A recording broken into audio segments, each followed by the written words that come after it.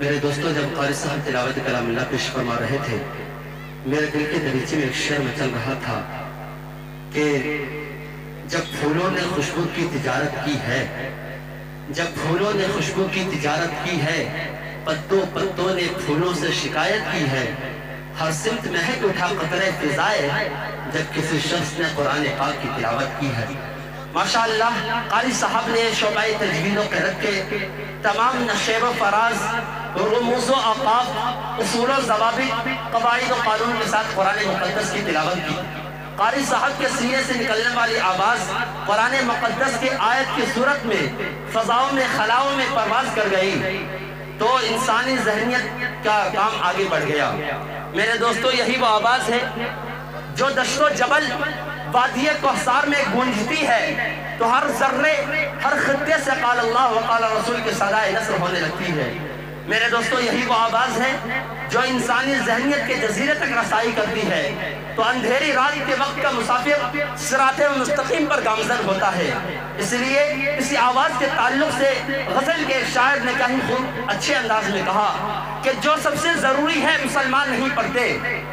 جو سب سے ضروری ہے مسلمان نہیں پڑھتے، ایمان کے صحیفے کو نگہبان نہیں پڑھتے۔ یہ کیسے مسلمان ہے جو صبح سویرے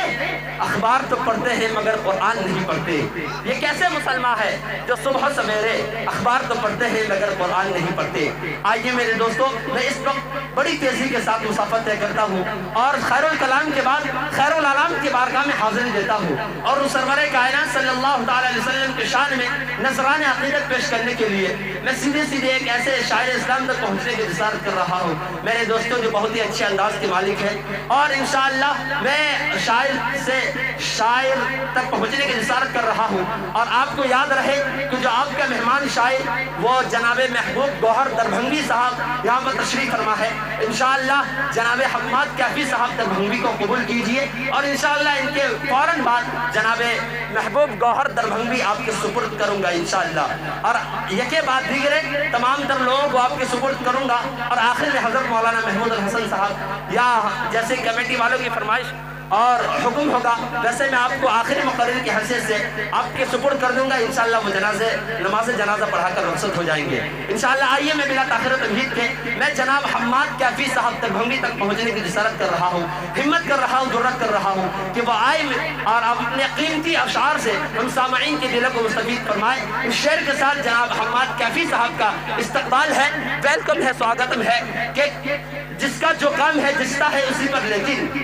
جس کا جو کام ہے جستا ہے اسی پر، لیکن میرے سرکار کی شفقت نے یہ ہمت دے دی کہ حسان کو منبر پہ جگہ آقا نے نعت گوئی کی زمانے کو اجازت دے دی۔ مائک پر جناب حماد کیفی۔